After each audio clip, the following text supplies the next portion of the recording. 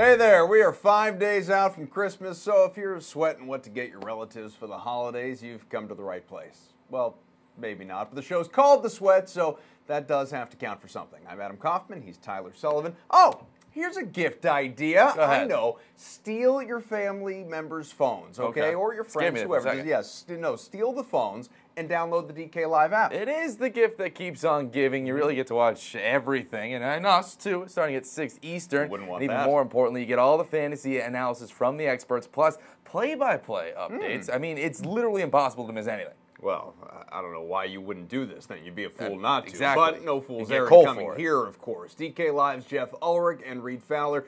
They're both with us and looking happy as ever, especially Jeff. I mean, just a real winning smile to open us up. Guys, biggest news of the day in the NFL, of course, came this morning. Patriots receiver Josh Gordon announced on Twitter he is leaving the team to focus on his mental health. Now, he's been suspended indefinitely for violating the terms of his reinstatement under the league's substance abuse policy, so seemingly he was going to be gone either way. He just got a little out in front of it. But more importantly, and most importantly, we wish him the best, hope he gets the help that he needs. He's been dealing with these issues since 2014, if not longer. Certainly a sad situation there. And then, obviously, secondary to that is the on-field concerns now for the New England Patriots.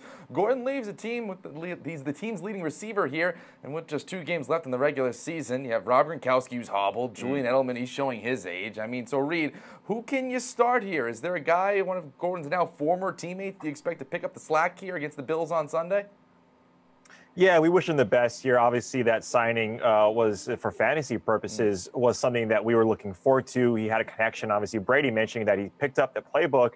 But mental health, that's the serious issue. You got to take care of that first and foremost. We wish him luck. But when you look at the football side of it, of course, you're going to think, right, Gronk in terms of across the middle on some of those routes that Gordon was running, those deep slants, could be acquired by Gronk. His numbers, though, don't really increase when Gordon is out. The guy who gets the biggest bump is Philip Dorsett. He was the one, even before Gordon came in week 4 or 5, he was the guy that was getting more targets than even Chris Hogan, right? He was averaging about 6 targets over those first 4 games, and his target share goes up 15% when Gordon is out. So these other guys like Chris Hogan, I think are going to be obviously popular when you look at this slate. But to me, it's going to be Philip Dorsett. He is the guy, when he split out wide, that gets the biggest bump. The running backs, right, James White is someone that, again, his splits don't really change that much. He's still going to be in those passing down situations when Gordon was on the field or off the field. So the guy that gets the most is Philip Dorsett. Just gross. Yeah, it's not particularly great there when you're looking at Philip Dorsett as the main guy when Josh Well, Gordon. he's $3K too. I mean, he's cheap. If you want to fit a lot of these high-priced guys in, Juju, right? See these other ones, DeAndre Hopkins, who are in plus matchups. He's a guy that could get you. You get 6 targets for guys at $3K. It's pretty good. Yeah, you never know. He did have 7 catches in the opener. You know, he's had a couple of touchdowns there. Sure. I guess you can see what happens there. But Jeff, do you buy into maybe a guy like Dorsett kind of emerging here, or are you going to go with the usual suspects of like really Julian Edelman and Gronk? No. There's a lot of names to go through here, and I'll try and touch on them all. I mean, first of all, I think Julian Edelman is averaging 9.2 targets since he came back from injury or his suspension. I think he's only going to get more targets at this point, right? I mean, he's obviously maybe showing his age, but he's still been pretty reliable, especially the last few weeks. Reed mentioned Dorsett. He was on the field a lot before Josh Gordon came. He's been absolutely phased out, though, the last 2 weeks. So I don't really know what they're going to do with him if they just slot him back in like it was week 1. But something to keep an eye on, not something I would personally go down that road this week for fantasy purposes. Chris Hogan, I think, is the person people think is going to see a bump here. But, let's remember, he didn't catch more than 4 balls the first 5 weeks, when Josh Gordon was nothing for this team. So I don't know why we should expect Chris Hogan to suddenly get 8 catches a game here, because he wasn't doing that when he was in the role earlier. The guy I think might actually be the most effective is Cordell Patterson.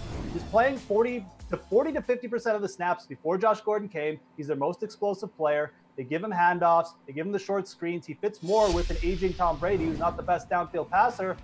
I like Cordell Patterson going forward. I think he's going to be someone for fantasy purposes. You can slot in at under 3,500 and just pays off with one big play, because that's what he does. So I'm looking at Patterson. Honestly, yeah, we look at Patterson. I think you're right. I mean, in terms of the talent, but looking at this ownership right now, a lot of people are going to think the same thing as you, Jeff. Patterson is the guy that's sort of the Swiss Army knife in this offense. But if you get a guy who's no one ever rosters Cordell Patterson except me. Like, and Ian Harden, not a chance. He's a running back, right? He's a running back. We saw when Manny Machado went down. Running backs are in. My butt. He doesn't really do much. I don't think he'll be highly on, but we'll see. Yeah, speaking of running backs, honestly, we won't dive into this, but I mean, how about pulling James White out of witness protection, where he's been the last couple of weeks, and seeing him actually do something? That could happen too. We know he's much more of a pass catcher than he is a rusher. But some better news, guys, and Jeff, we'll start with you here. Chargers will likely have Keenan Allen and Melvin Gordon back against the Ravens Saturday. Assuming that is the case, who's the safer play? I mean, for me, it's got to be Melvin Gordon here, and there's a couple reasons why. I mean, the first is, he's had more time to recover than Keenan Allen, and the report's out. He's basically practicing in full. He's, we're only at Thursday, and the coach is already assuring us he's going to play. That's good for a running back. The other thing is it's just a workload thing. I mean, Austin Eckler is doubtful, so he's probably not going to be back. And then you basically have rookie Justin Jackson behind him, right? He's still a rookie, performed well, but I don't think the coaches are going to go out of their way to give him snaps over, even if Melvin Gordon's only 85%, to give him snaps over 85% Melvin Gordon. So I think his workload is much more assured than Keenan Allen's. Phillip Rivers, obviously, if he has to throw the ball, he'll use him, but he's got Mike Williams. He's got Tyrell Williams, who saw 12 targets last week. And don't forget about Travis Benjamin, who's healthy and has actually been seeing 3 or 4 targets. So there's just more options for Phillip Rivers to use in the pass game, whereas the Chargers, if Melvin Gordon's back, they're going to use him. So from a workload perspective, it's the safer play is Melvin Gordon, in my opinion. You in line with that, Reed?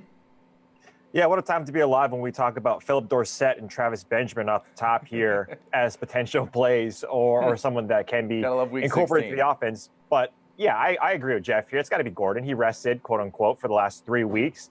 Keenan Allen's obviously dealt with a lot of injuries in his past, and it's a surprise that he lasted this long this season. But even when we look at the Ravens in terms of what they're able to do, really good against the pass, right? Their pass DVOA is number 2, so they're ranked second guarding these guys. And against wide receiver one's pretty good. But when you look at the correlation, right, in terms of who has done well or when the Ravens have lost, it's been success from both the running back ones and the wide receiver ones. And so I do think if Gordon does play a majority of the snaps, which like Jeff mentioned, he should, I think Keenan Allen can have a decent game, but trust-wise, give me Gordon.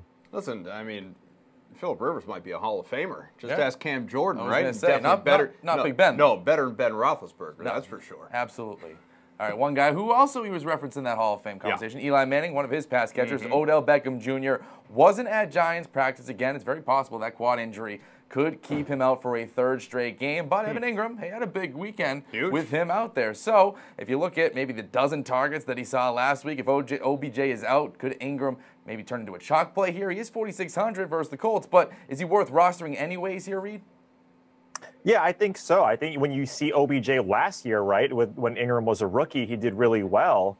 And now with OBJ out of the splits, Ingram sees a 13% increase in targets with an A-dot average depth of target, a little over 7 yards, so high success rate for a guy like Eli Manning, not having to push it down the field. We've seen that he struggles when he has to throw the deep ball, if he can even get it to OBJ when he's out. The Colts are 22nd in DVOA against tight ends, and they're giving up 15 DK fantasy points. And so Evan Ingram is now a guy, come week 16, if you had a Jordan Reed and Ingram was on the wire because he was disappointing a lot of people or fighting with his injuries, he's now a guy, if you're in season long, that you feel pretty confident in more so than you did in the first half of this season because of that matchup. So, yeah, I think he does. Jeff, you feel the same way?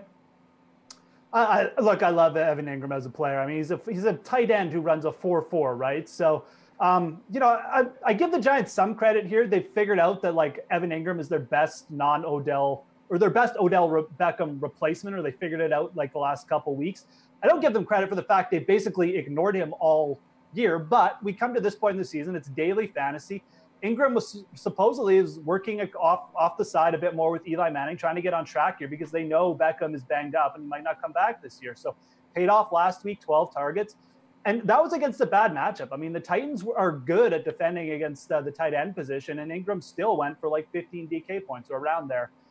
This week, the Colts, they've allowed the most yards to the tight end position from a deep opposing tight ends. So, I mean, it's a much better matchup. You also get to the fact that, the Giants enter this game as 9-point underdogs. It's just going to lead to probably more garbage time passing.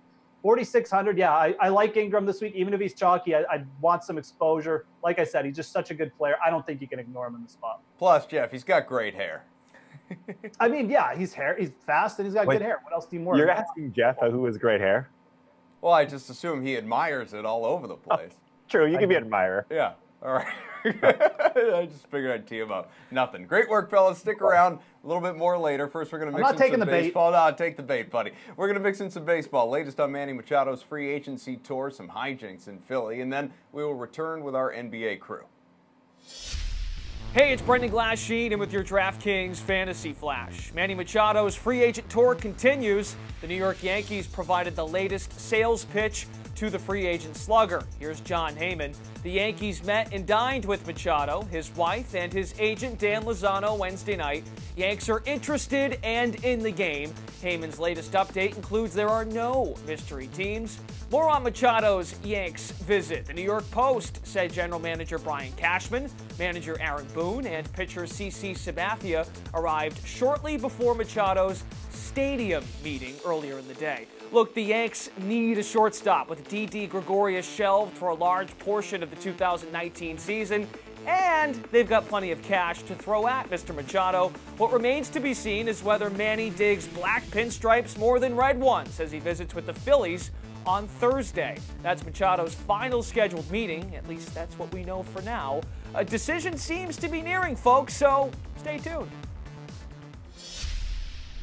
All right, let's talk some hoops now. DK Live's Jeff Eisenband, Ryan Mogjosh of the Four Seasons podcast, and Awesemo.com's Chris Spagnolo. First up, Chase Fade, James Harden, the most expensive player of the night in 2 games tonight here. The Rocket Stars, $11,600. That's a whopping 32 more than the next guy. Spags, Chase Fade, Harden, leading all players in fantasy points tonight. I think you got to chase Harden here. I mean, the usage is too hard to avoid. And honestly, the other guys on the slate just aren't that good and don't have the upside that Harden has. I think, honestly, Harden's worst day is still probably the highest scoring on the slate. So no matter how much Harden went out and enjoyed that Miami nightlife last night, I think he's going to have a decent enough day to be worth your while. So I would go with Harden, chase all the points you want. Okay, Ryan, we feel the same way here?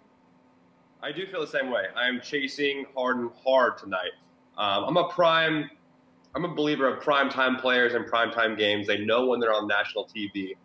I think that's James Harden written all over it. He cares about his stats. He's going to be on the limelight. Rockets are hot. They've won 5 straight, too. Their last game, they played the Wizards, which is basically a night off anyway. He settled for less than a triple-double then. I think he's going to get back to his ways. Triple-double tonight. I'm chasing Harden. All right, Jeff, clean sweep here. You going with Harden? Yeah, I have Harden. I mean, there's just with such a weak slate with only 4 teams, he's the most reliable guy. So I would spend the money. That doesn't necessarily mean he'll be the highest scorer. I don't know if I'd bet on that, but in terms of the safest pick, I'd pay for James Harden. If you want to play a little devil's advocate, the Heat have some injury woes, and who knows if this will be a blowout. Again, that's a 5-game win streak for the Rockets. So we'll see if James Harden gets too hot early on. So many puns, so much happening in the last couple of minutes here that I want to touch on. But Dwayne Wade, he's definitely outperforming expectations in his final season. You got multiple 40 fantasy point performances this month. Yeah, awfully good, that's for sure. So, Spags, I'm going to go back to you here. Chase or fade another one tonight in Miami, and also a hard fade that you've ever partied in South Beach. South Beach, very expensive. I'm a New York guy and an LA guy, and South Beach will put you to shame. So good for James Harden spending that paycheck wisely. No, Dwayne Wade, I think the usage rate's been there, but 40 points is a lot to ask of Dwayne Wade. I think, he's an older player. He's playing about 20 to 23 minutes a game. I don't know that I see that upside there. I get wanting to kind of force that in on a slate of this size. But at his price, I think there's a lot of risk if the game doesn't break his way. And the Rockets play down pace, so there might just be a slow enough game where Wade doesn't get there. So I would fade Wade tonight. Ryan, chasing or fading on Wade? I am fading also. Believe it or not, the Houston Rockets are 29th out of 30 teams in pace. And like he just said, the Heat are also bottom half slow pace. Justice Winslow being a game-time decision is interesting for me. I think this hurts D. Wade if he plays and helps him if he doesn't. Justice Winslow has been good in the point guard role there lately. But I'm going under 40 for him. I do like, though, that the Heat have been off for, I think it's 4 days now, and that could be some good rest time for old D. Wade. Absolutely love that shirt, by the way. I appreciate that. Strong one. Jeff, wrap us up here. Again, it's a fade with Wade, and I just think let's not fool ourselves. This has been a great little tease of Dwayne Wade, but just because Goran Dragic will be out for a while, that doesn't mean that Dwayne Wade is getting those minutes. He's playing this last season. He's playing a specific amount of time, and I just think that people can't overreact to what he's doing. Also, in terms of the South Beach conversation, this is a back-to-back for James Harden, so you'd hope that he saved that partying for the end of the back-to-back. That's very true there. Looking at the overall matchup here now, the Rockets, they're favored by 3.5 points over the Heat. So, chase, fade, Houston covering here, Jeff. I'm going to say that Houston's going to cover, and so I'll chase that. We mentioned it. I mean, this is a Rockets team that's won 5 straight. This is a Rockets team that's on a mission to prove that it's still one of the bona fide top teams of the NBA. And really, if you just dropped in and saw the last 2 weeks, you would think that. And I think that this is a perfect opportunity against a team that has injury problems that they should beat to shove it right down their throat and show people that they can win by more than 3. And they have, by the way, won by more than 3 in all 5 of those games on the win streak. So, Ryan, you see them flexing tonight? Yeah, I think we're agreeing too much here. I also have them covering. I'm going to chase this. 5 straight, looking to make it 6 straight. They've done a complete 180 as far as how the Rockets been playing this season so far and in the last 2 weeks, like you mentioned. I do think, though, that they'd be smart to not celebrate last night and celebrate tonight after a big win in Miami. All right, Spags, chase or fade this one?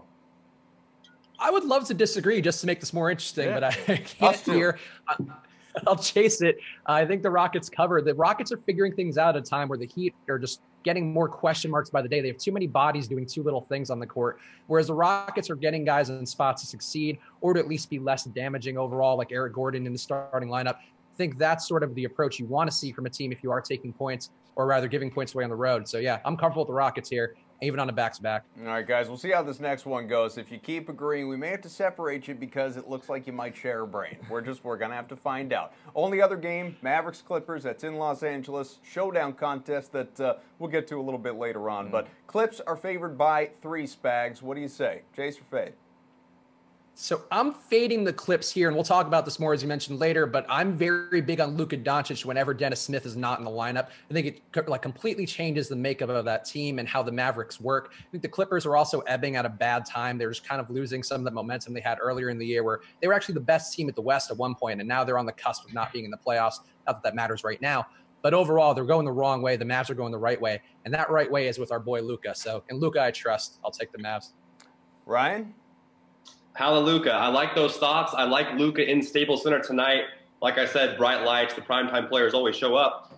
But I am chasing the Clippers. I think they cover with 3 points. We finally disagree. The Clippers are more consistent to me. Both teams, the Mavs have lost 3 straight. Clippers have lost 4 straight.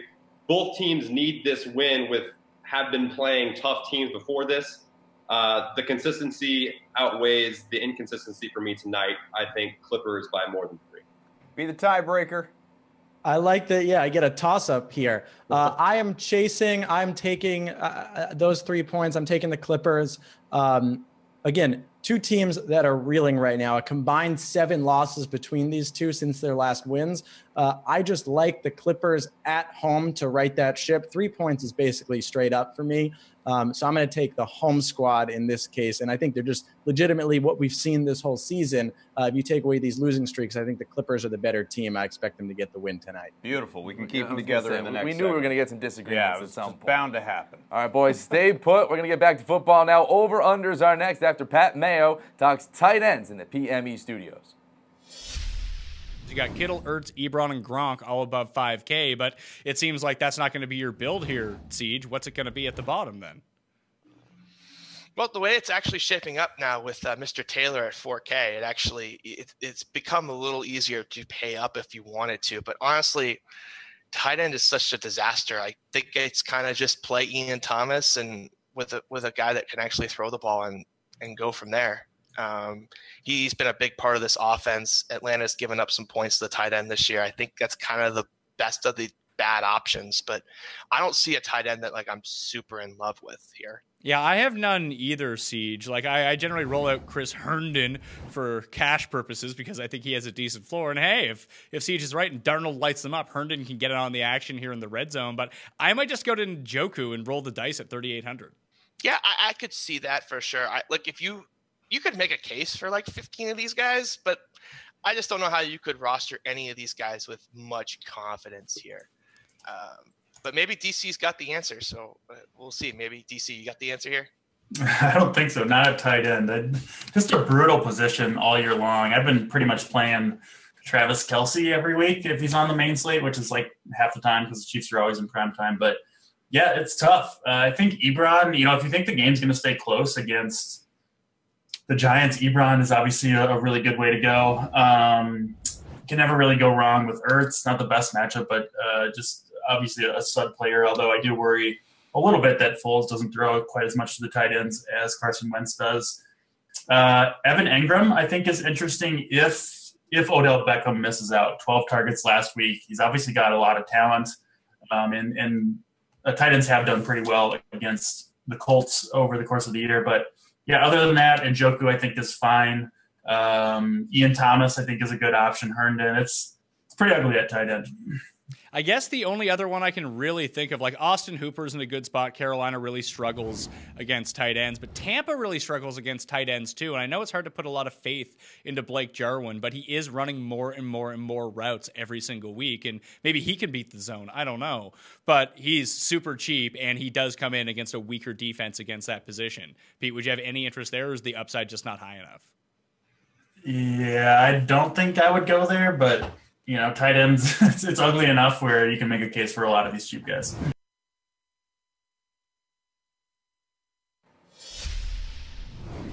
All right, thank you, Mayo and company. DK Live's Jeff Ulrich and Reed Fowler back with us. Boys, hello. Hello. Good to see you. Good. Just trying to get a response, see if you guys are still kicking there. Make All sure right. you're alive. Now that we know you are, let's do some over-unders. Plenty of points expected in the Chiefs-Seahawks matchup. The line is set for 53.5. So, over or under on this one, Jeff? Yeah, I mean, I think some people might be a little bit scared off of the total here of it going over because, it's going to be rainy and a little bit cold in Seattle. I'm not one of those people. I like the over here. And the main reason why is I just like this as a spot for the Kansas City passing offense to get back on track here. The Seattle Seahawks secondary is not good. It's one of the worst in the league. It's really been destroyed by some pretty decent, some pretty mediocre passing games this season as well. So I think this is a spot with Kansas City getting the extra rest coming in. I think Tyreek Hill can absolutely dismantle the secondary, and I wouldn't be shocked if that Chiefs offense gets off to a fast start. It's just going to force Russell Wilson to play a little bit faster too. So I actually like the over in this spot. Yeah, it's true. Because, Reed, I mean, this is a team now that has to keep pace with the Chargers. Yeah, absolutely. Both of these teams have playoff implications. They're not just playing for pride or to rest their starters, right? They have things like Kansas City with the win here and a Chargers loss and a Houston Tire loss. It can clinch that first place and get a first-round bye, also home field advantage. So there's much to play for here. Mahomes himself accounts for 3 touchdowns in Seattle, is averaging 27 points at home over the last 4. And in the games that they've been a part of that's had a 50 over-under total or above, they've covered both times. And so Seattle, although they're a run-first team, we see that they have the propensity to score a lot of points. And Russell Wilson has been a touchdown machine over the last half of the season, even before that, right? He was showing those Deshaun Watson touchdown rate numbers that we saw last year from him this year. So, yeah, I think this is an over. I'm with Jeff here. This is a over spot. You like that Seattle team. Even though they're a run-first team, they can still score. Chris Long had a shrine to Nick Foles in his locker today, guys. Foles going to get his first. Yeah, no, it's totally normal. I mean, the guy is still alive, but anyway, Foles is going to get his first home start since September when the Texans come to town. Over or under 46 points here, Reed? I'm happy you went to me first because I know Jeff's going to say over because that's his boy in Foles. And yes, he is the best backup here in the NFL, but I'm going to say under.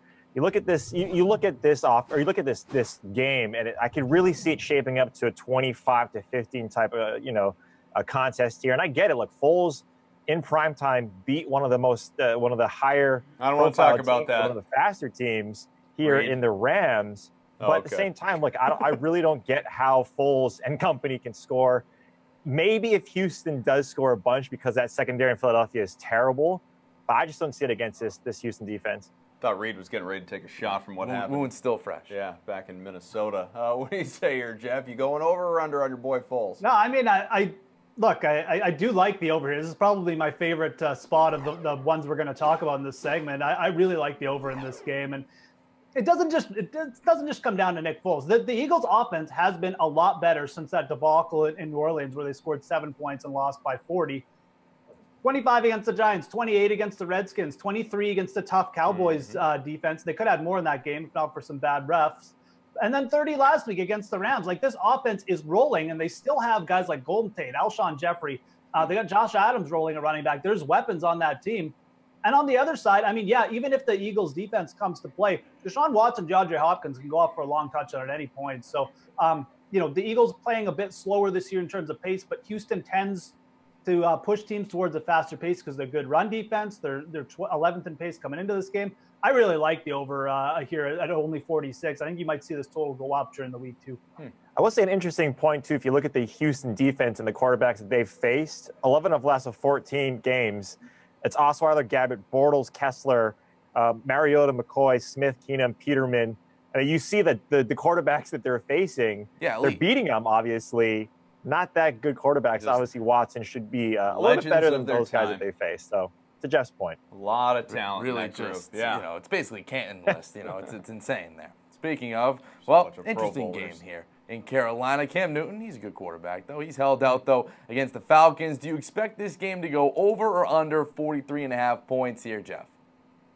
Yeah, I got to side with the under here. Again, this is probably a game. There's just so many unknown factors that I'm maybe not going to touch anyways. But, if I was picking a side, it would be the under. I mean, look, I know Atlanta scored 40 points last week, but before that, in 5 straight games, they didn't crack 20 points. So this offense isn't exactly running on all cylinders.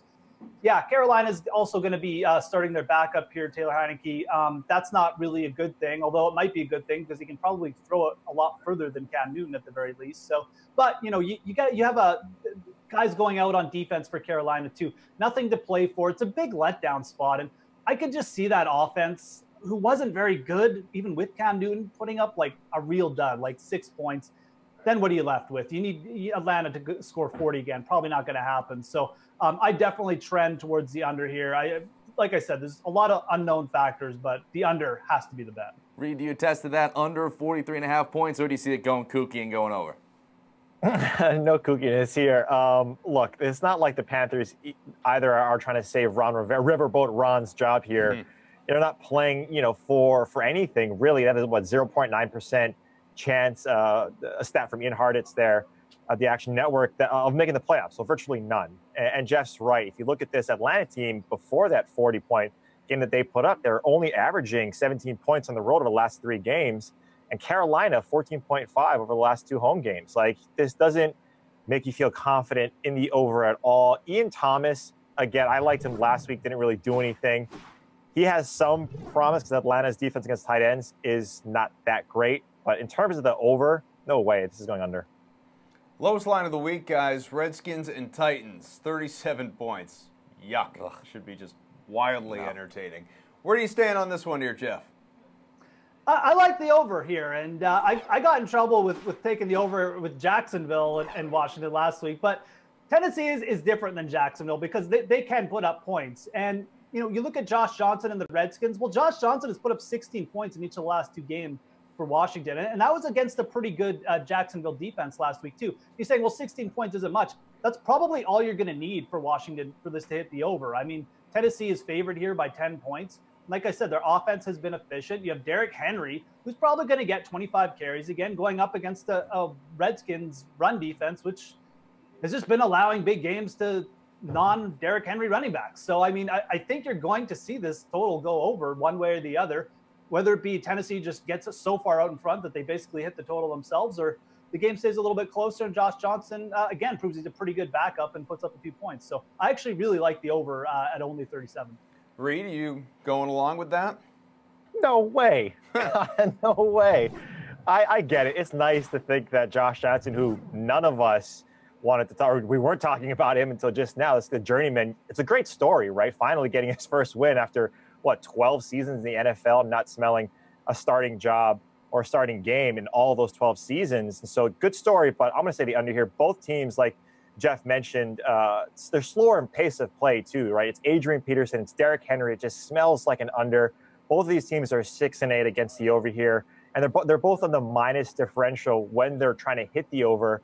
I believe Tennessee's -5 and Washington -3 on average against that number. So when you look at these teams, slower paced, bad quarterbacks, and Mariota, again, playing a little bit better, but I just don't have any faith in Josh Johnson and the Skins to put up any amount of points. I'm going to say under here. Hey, maybe Josh Johnson is this year's Nick Foles. I mean, Skins are still in the playoff race. Just saying.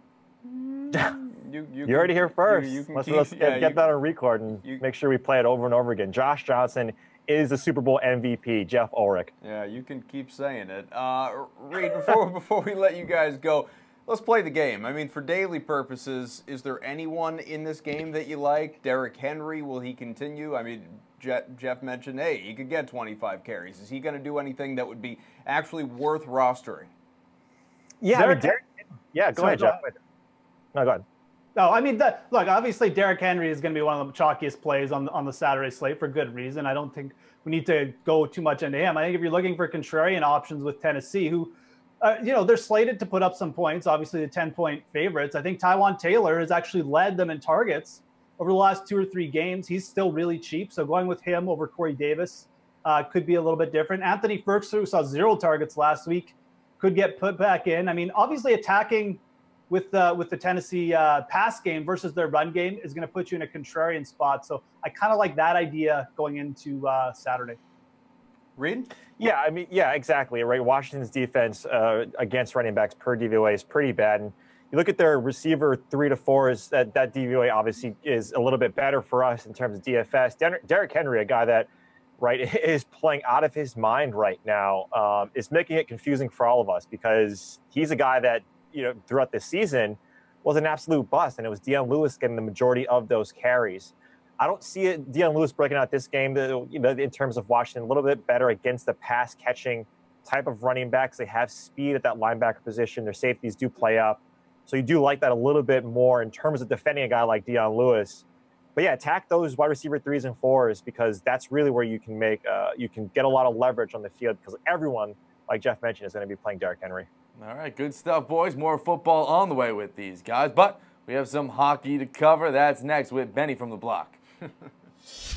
Brendan Glasheen here, and with his DraftKings Fantasy Flash, Josh Gordon is stepping away from football for a bit to focus on his mental health.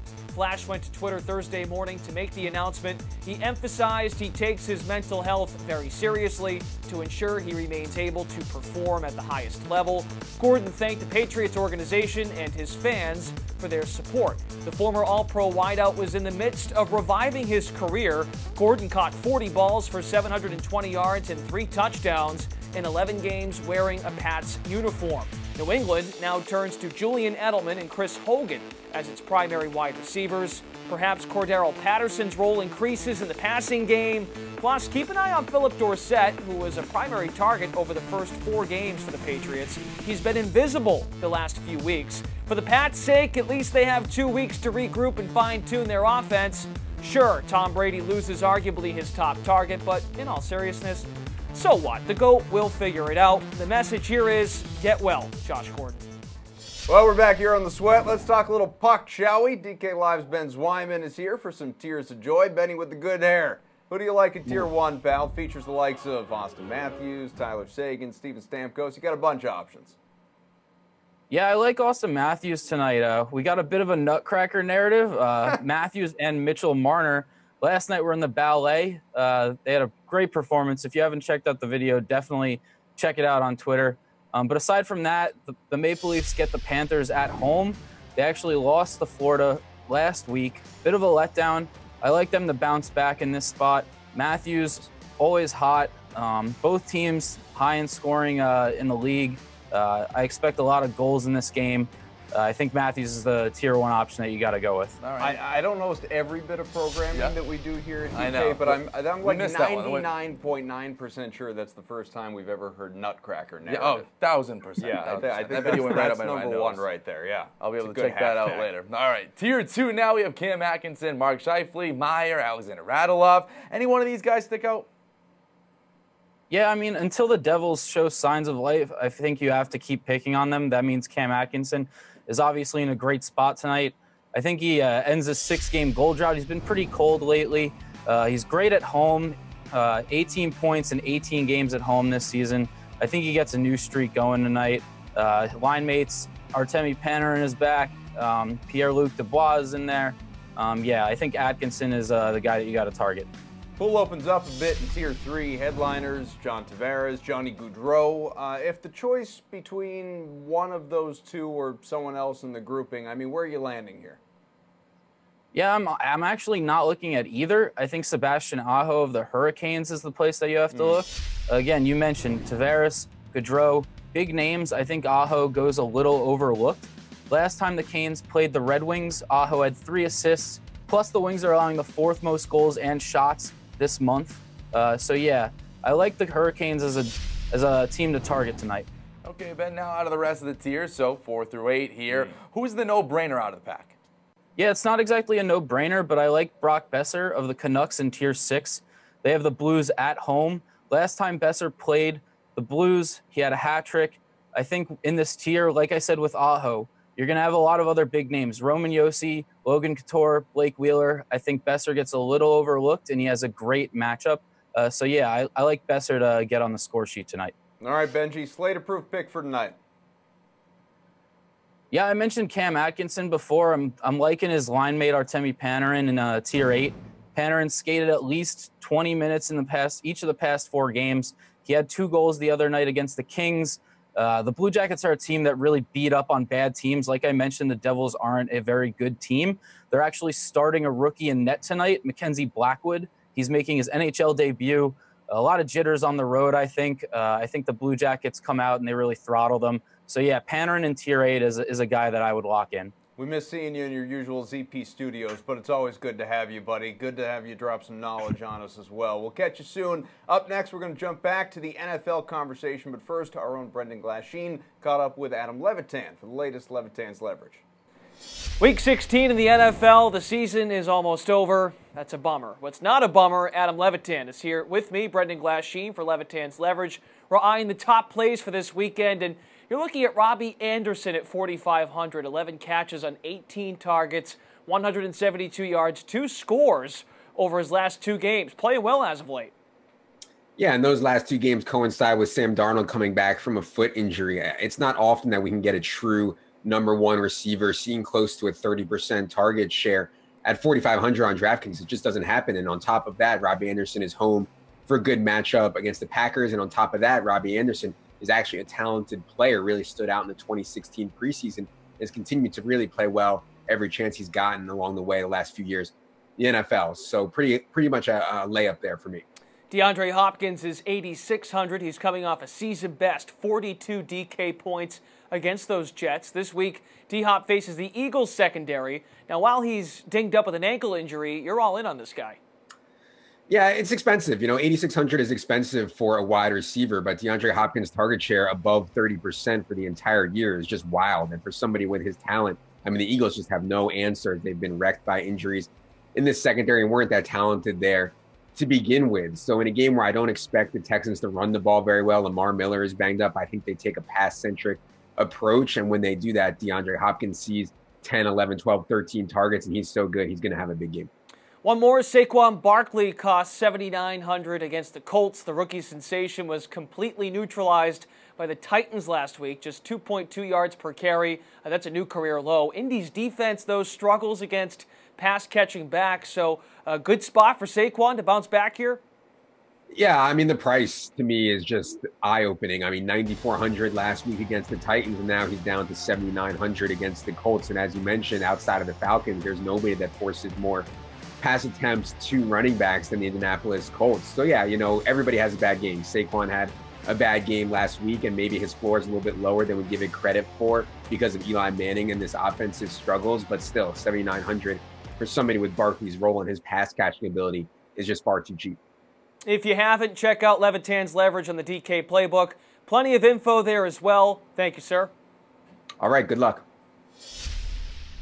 And back to football we go as we welcome back our experts, DK Live, Jeff Ulrich and Reed Fowler. Boys, it's time for a little splurge or save. We'll give you a couple of guys for Week 16, and you make the call. First up, Big Ben, highest priced quarterback on the main slate for Sunday, $6,700 against the Saints. Reed, do you roll with a guy like him, or do you slide in the direction of Dak Prescott at $5,700 as his Cowboys are set to take on the Bucs?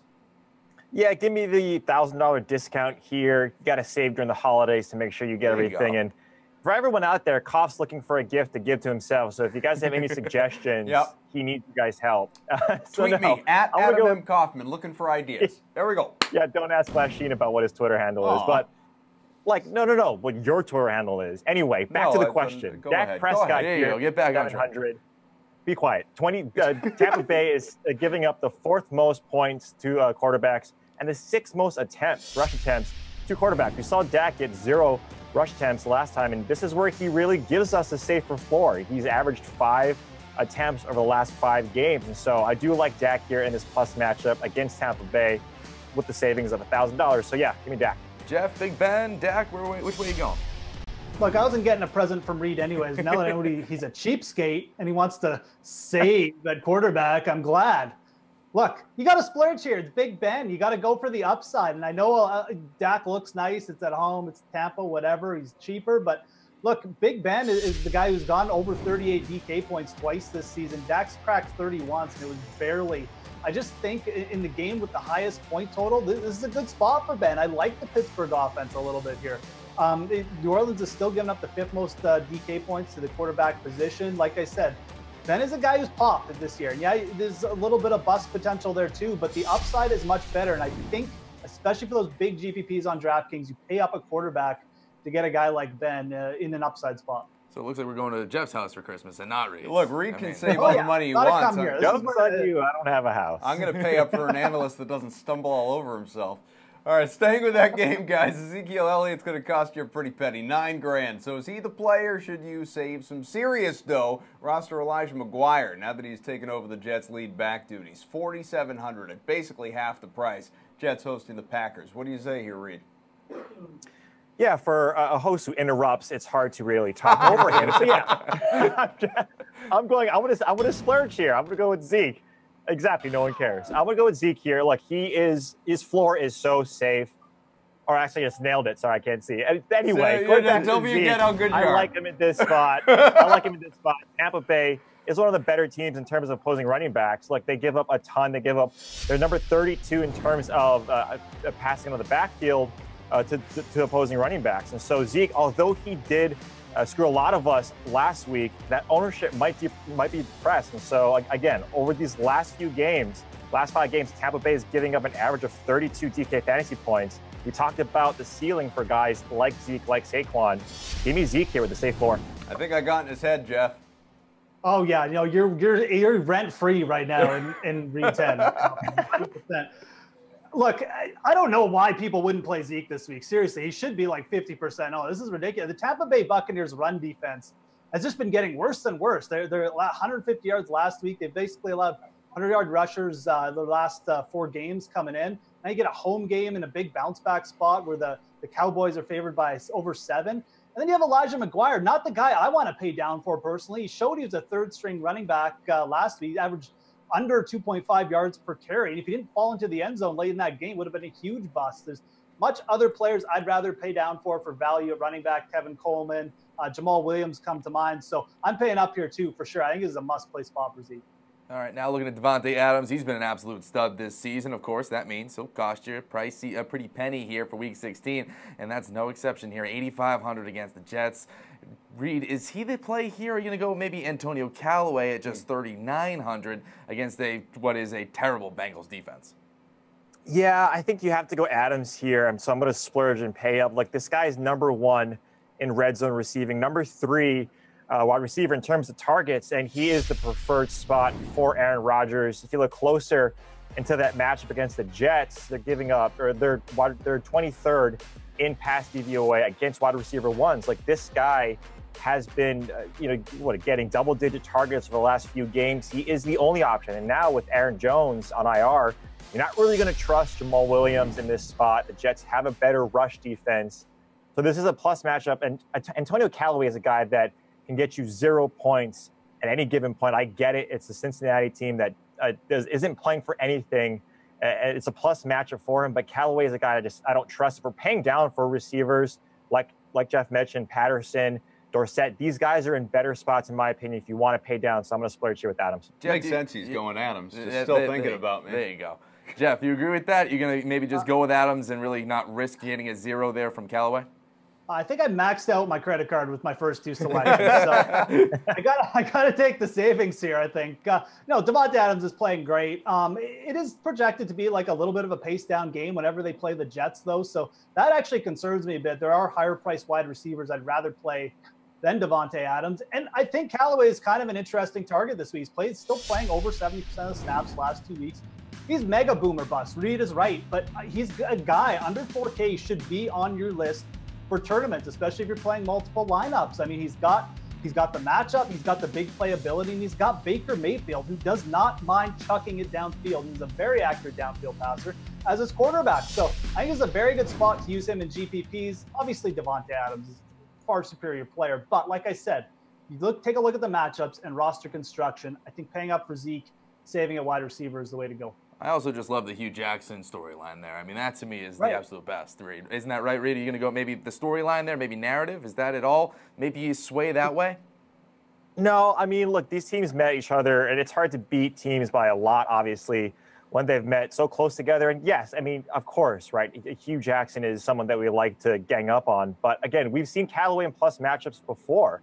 And against the deep ball, I get it. Cincinnati is susceptible to the deep ball. We like Baker when he throws it deep. But the thing with Baker is he really spreads the wealth around. He doesn't hone in on one receiver. So a guy like Jarvis Landry, who has been in plus matchups, has been someone that failed us. And just when you look at that price tag and you look at his floor, yeah, I get it. He's got the ceiling, but I just rather pay up, especially if I'm saving with Dak or some of these other guys. I'd rather pay up a little bit at wide receiver, get the number ones in there, like Adams, like the Hopkins, and then save somewhere else. Guys, we know the Bears have the best D in football. It's not the 1985 group or anything like that, but still pretty damn good. And Khalil Mack in that MVP conversation. But they're also the most expensive this week, $3,500 against the Niners. So, Reed, you want to go that route? You want to look at maybe the Dolphins opposite the Jags, $2,700, so you can save $800. I'd save you the math, but again, much inferior team. Yeah, look, I'm going to save here with Miami's defense. I like them in this spot. When you look at their offensive drives or their opposing offenses ending in a score, they're the 6th best at 15%. It's something that you don't really think about Miami's defense being. And if you look at the other side of that ball with Jacksonville, they're the 3rd worst in those drives ending in a score. And so you like that. Jacksonville's line is adjusted sack line or adjusted sack rate is pretty low, right? It's not that good. Again, getting to Kessler has been something that's happened to the Jacksonville Jaguars. Another team not really playing for much here. So I'd rather save.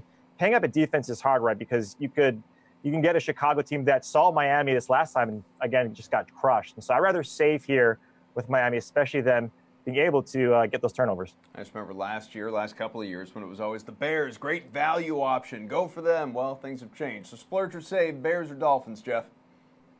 I think it's the toughest decision between all 4 segments we've had here. I mean, I like paying up for the Bears most weeks. They're such a safe option, and I really do think Nick Mullins is kind of overdue for like this implosion game where he throws 4 picks in the first half or something like that. And at the same time, I'm going to take the Dolphins. I'm going to take the savings here. They're getting Xavier Howard. They're all pro safety, or they're all pro cornerback back for this game, and obviously they're going up against Cody Kessler and Jacksonville. Now, I mean, it is the Battle of Miami here, right? So you could see Jacksonville show up a little bit, but the Dolphins have been pretty reliable, especially at home. They have really good home splits this year so far.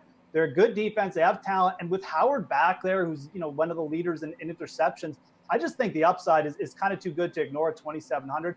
Bears also have some injury concerns. Bryce Callahan is out, obviously, for the season. Eddie Jackson, safety, questionable.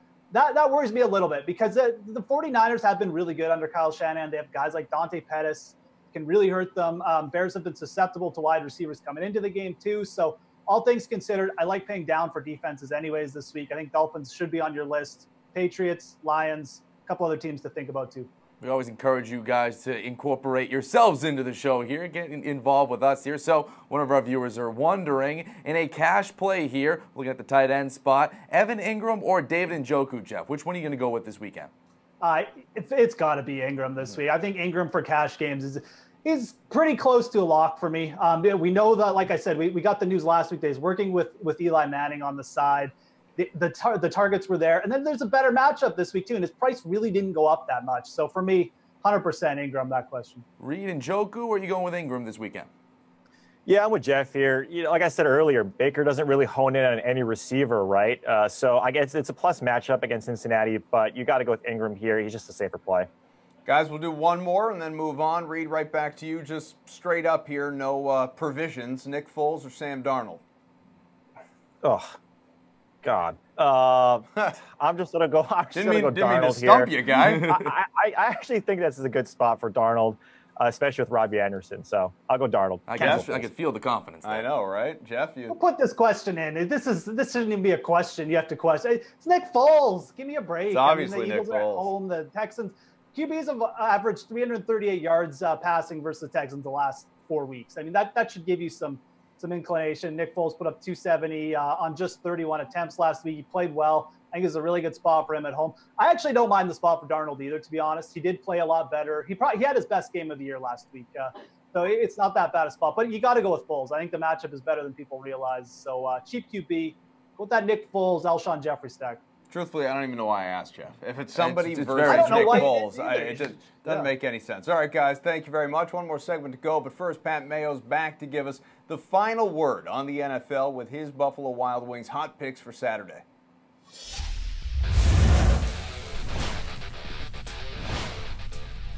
Pat Mayo here with your Saturday night hot picks for Ravens Chargers presented by Buffalo Wild Wings. Of all the single game contests this season, Ravens Chargers may be the most difficult to figure out. On the Ravens side, the move has been to plug in Lamar Jackson, then cease to worry about any of your fantasy points, because he's going to pile them up. But here's the thing. Look at who Jackson's played in the 5 weeks since becoming starter.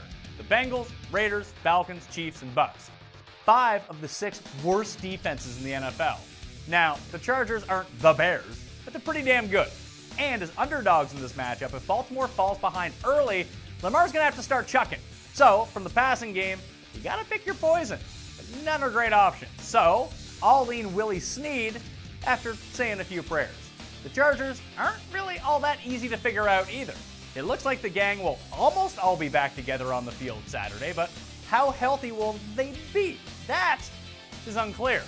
I'll go on my notion that Baltimore will be trailing and throwing and make the Chargers' defense my captain. Even when they're winning, Lamar's prone to error. Imagine when he's losing. Those are the Saturday night hot picks for Ravens Chargers. I'm Pat Mayo.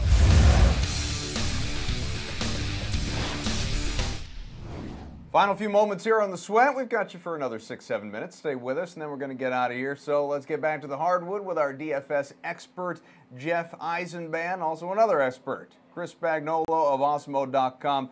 Guys, we're specifically looking at the Showdown contest, Mavs, Clippers, so why not start with the hottest, most expensive name of the bunch in Luka Doncic, and I want you to keep in mind DeAndre Jordan, his teammate, questionable as things stand right now with an illness. Do you think Doncic is going to return value tonight? He's 11,600 as a standard roster spot, a flex, but 17.4. You got to really pay up for that captain spot, Specs.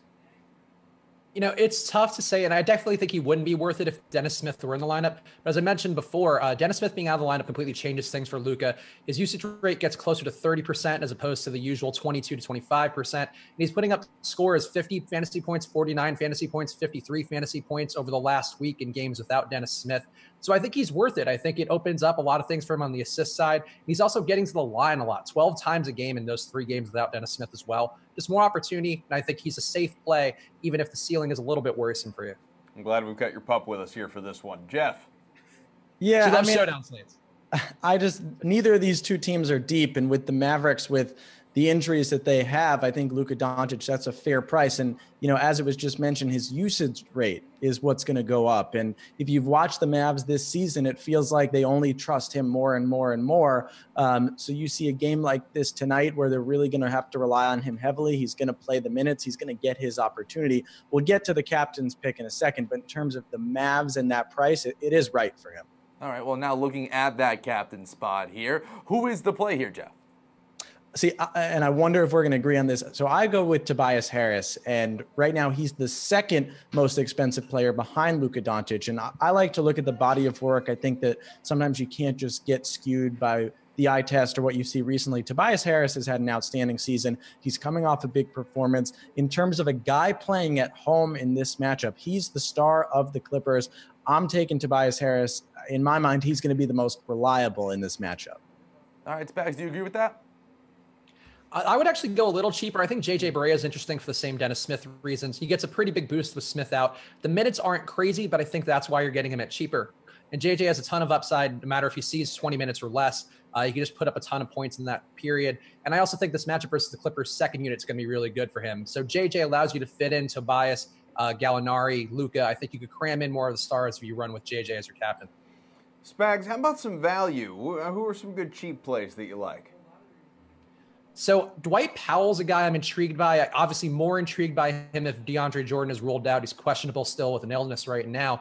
But either way, I think Powell's getting enough minutes, a little bit short of 20 as well. He's a part of that unit with JJ Barea, so he's getting a lot of easy basket opportunities. And I think the Clippers are not that great inside in that second unit with Montrezl Harrell. Harrell's a great offensive player, not that great on the defensive side. So Powell could get you a bunch of rebounds, a bunch of points in short form, and open up a lot more salary for those other guys who are more steady. Jeff? Well, see, now we have a real disagreement because I'm looking at Jalen Brunson at 4,400. We talk about Dennis Smith being out of the lineup, and Jalen Brunson is $1,200 less than JJ Barea. And, you could talk about the difference between them playing on different units. Brunson really just slips into the Dennis Smith Jr. spot. But I look at it as the Mavericks want to develop this rookie who they see. Jalen Brunson will be a bona fide point guard in this league for a long time to come. JJ Barea, kind of more of a spark plug off the bench. And you see his minutes and his fantasy numbers declining as of recent, as opposed to Jalen Brunson, who's on the up. He's got in 4 of his last 6 games without Dennis Smith Jr., he's had at least 20 fantasy points, and I only think that's going to go up. So I'm looking at Jalen Brunson as a play. Well, whether it's Powell, Brunson, good thing is you guys don't really have to disagree because in the spirit of a showdown contest and value plays, you can easily fit them both in there and then pay up for some guys. But we've talked a little bit about DeAndre Jordan and the fact that he is questionable as things stand right now, and as we get closer to the game, we'll find out. Spags, you just hit on Powell being a good maybe rebound option, able to capitalize if Jordan is not in there. If he doesn't play, let's just, imagine that world. No DeAndre Jordan tonight. Who suddenly becomes a must-play on that Mavericks team? For me, it would be Powell. I just think he would soak up a lot of those minutes, and he's so productive when he actually sees time. It's been hard for him to get those minutes this year. I think you have Dirk back in the lineup. They've been rolling out some Maxi Kleber. They still have Salah Mejri, even though he's not in the game today, I believe. They have bodies there which are just limiting Powell's minutes. So I think without those bodies in the way, without DeAndre Jordan there, I think you'd see Powell have like a double-double game and be really effective. How about you, Jeff? Yeah, I mean, Maxi Kleber was mentioned as someone else, but DeAndre's got to play. He's playing against the Clippers. I feel like this is all just a ploy by DeAndre Jordan, almost like a mental tactic against his own team, just because, there's such a storyline here. I know that they're going to have to drag DeAndre off the court to not have him play in this game. All right, guys, now let's look at some slate-approved picks here. Jeff, who is your lock of tonight? And if you have more than one, feel free to expand. Well, that good because I'm a little conflicted, so I'll give you 2. I mentioned Tobias Harris, as I said. Him, to me, is the second most expensive player in this matchup. Makes him, I don't know if lock is the right term, but he's the most reliable play. And then the other guy I'll throw out is Shai Gilgeous-Alexander, who, I believe Lou Williams is still questionable. And this is a guy that, in my mind, you look at the stats and the fantasy stats don't, maybe suggest that 6,800 in this captain's matchup isn't a bad price, but I think it's cheap because he's only getting played more and more as his rookie season, like Jalen Brunson, progresses. All right, Spags, who do you like here? If there's multiple, again, feel free to dive in. Shai interests me a little bit because I think there's a little bit of a narrative street you can spin there about a rookie who's a little bit unheralded going against the rookie who is very heralded. But I'm just going to go with Luka. I think the opportunity is huge for him in games without Dennis Smith. I will keep saying it over and over again. I'm sorry, Dennis Smith. I like you as a human being. You seem great. But overall, I like Luka, and I like what Luka can do with a broad canvas to paint, and that's what he does. And I think this spot is going to be on national TV. It's going to be a spot where people really remember, oh, yeah, that's Luka's game that he had when we were all, not sure about him. All right, guys, thank you very much for joining us. We'll obviously talk to you again. Is there a game in particular that you are most excited about this Well, I mean, weekend, for NBA, I like Luka Doncic. I mean, to me, I'm a big Luka Doncic fan. Sure. I want to see him grow in the NBA. To me, it's not Ben Simmons? You sure? Yeah. Are you sure? You sure? Is that not it again? All right, we want to remind you guys, download the DK Live app. Yeah, you should have done it already. You should have done it during the show for that matter. But you can get all the breaking news you need. You can watch this show Monday through Friday at 6 p.m., the Sunday edition during the NFL season. All of it's great. Thanks to all of our analysts. For Tyler Sullivan, I'm Adam Kaufman. We'll talk to you again tomorrow at 6.